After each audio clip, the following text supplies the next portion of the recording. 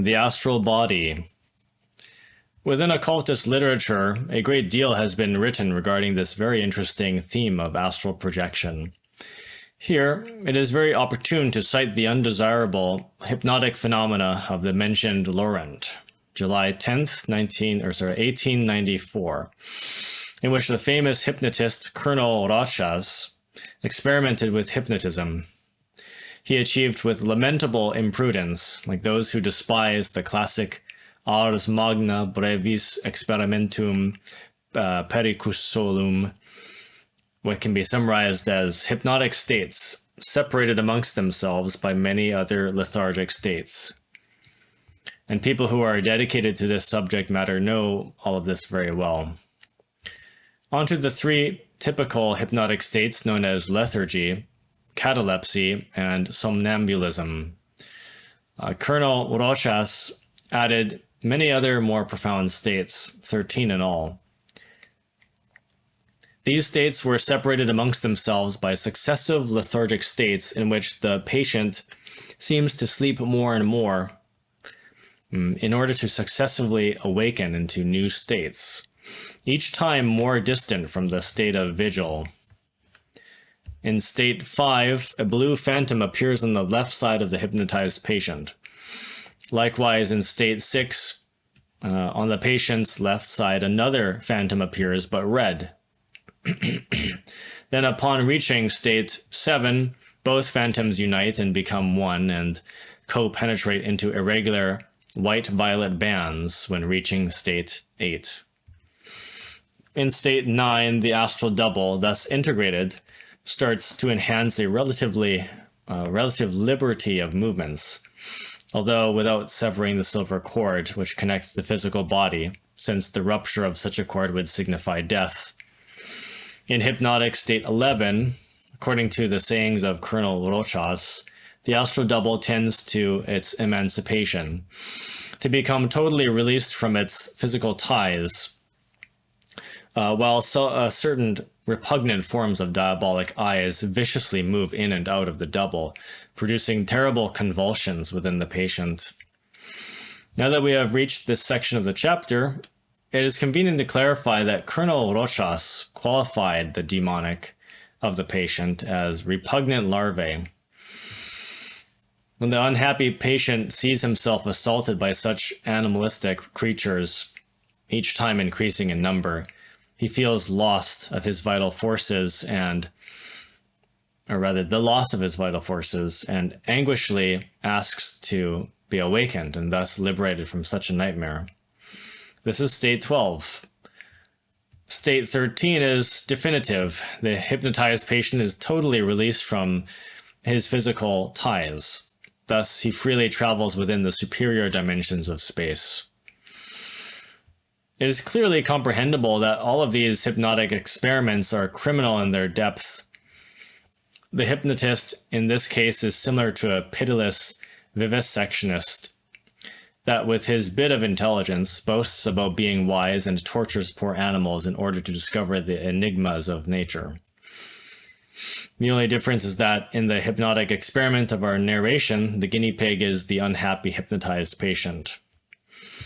The universal Christian Gnostic movement teaches practical and effective systems in order to separate the double from the physical body at will and to consciously travel with the double without harmful and detrimental hypnotic trances.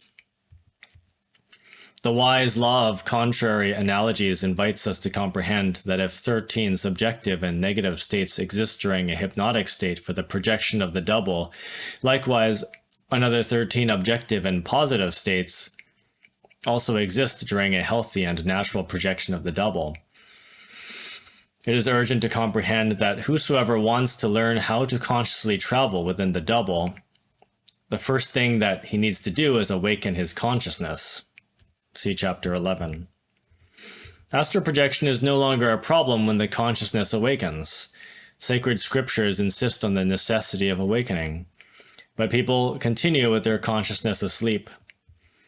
The time has arrived in which we have to comprehend that the double, which was registered in some photographic films and which was analyzed by the Colonel Rochas, is not the true astral body.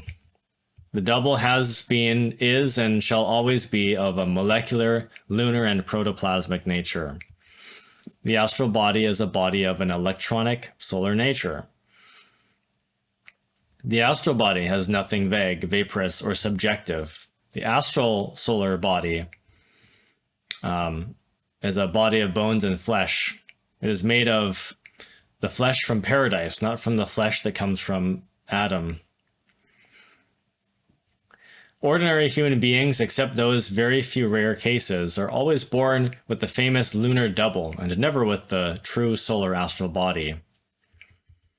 The wretched intellectual beast possesses the molecular body or body of desires or lunar double.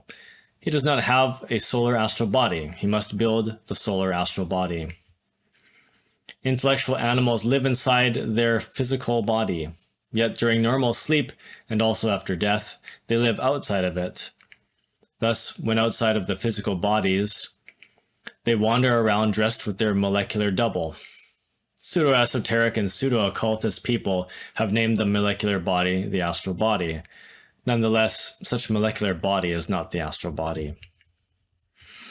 The so-called incorporeal travels are always performed with the lunar double. After having released its physical ties, it can freely travel through the whole Milky Way without any danger.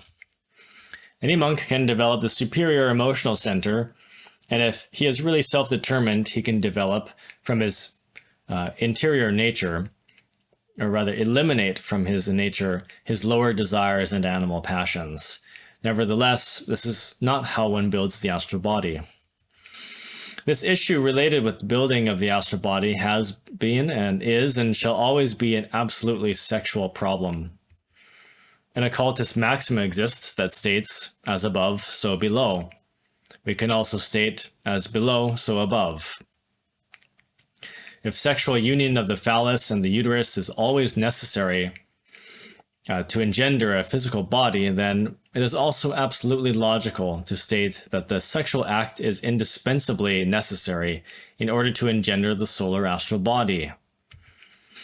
Once in a while, within this complicated and difficult labyrinth of pseudo-esotericism and pseudo-occultism, some wandering degenerated infrasexual might appear who will possibly state that the astral body can be built without the necessity of the sexual act because we already have two poles, masculine and feminine, in all of us. Those imbecile ignoramuses do not want to comprehend that the time of the Lemurian hermaphrodites has already passed, and that creation without sexual cooperation, without the necessity of the sexual act between a man and a woman, can only be performed by an authentic hermaphrodite. The Lemurian hermaphrodites had the phallus and the uterus, and also all of the male and female organs totally developed. This is why they could create or reproduce themselves with the necessity of the sexual act. However, all of the pseudo-esoteric and pseudo-occultist people who hate sexual magic have never demonstrated unto us that they have the male and female sexual organs totally developed. What is as abundant as evil weed in this perverse, corrupted, and doomed Aryan civilization are the false hermaphrodites, meaning the homosexuals of Lilith, the gays. The sexual hydrogen is developed within the human organism according to the musical notes and or scale do, re, mi, fa, sol, la, ti. The sexual hydrogen T12, the Italian T vowel Ti 12, is very abundant in the semen. This type of hydrogen crystallizes into new human bodies, and when it is wisely transmuted, it takes form within the astral body. By restraining sexual impulse, in order to avoid the ejaculation of the semen or any kind of orgasm, the sexual hydrogen T12 receives a special shock that passes it into another octave. By restraining the sexual impulse in order to avoid the ejaculation of semen, the sexual hydrogen T12 receives a special shock that passes it into another superior, a second superior octave.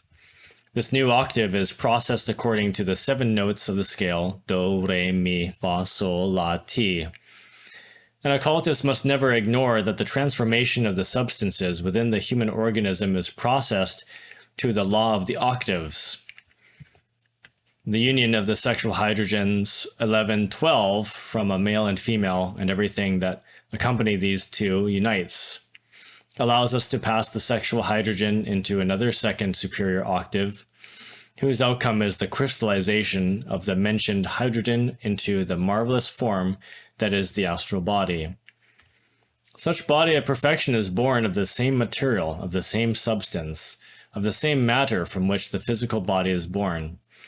Indeed, this is what the transmutation of lead into gold is. In other words, the transmutation of the physical body into the astral body.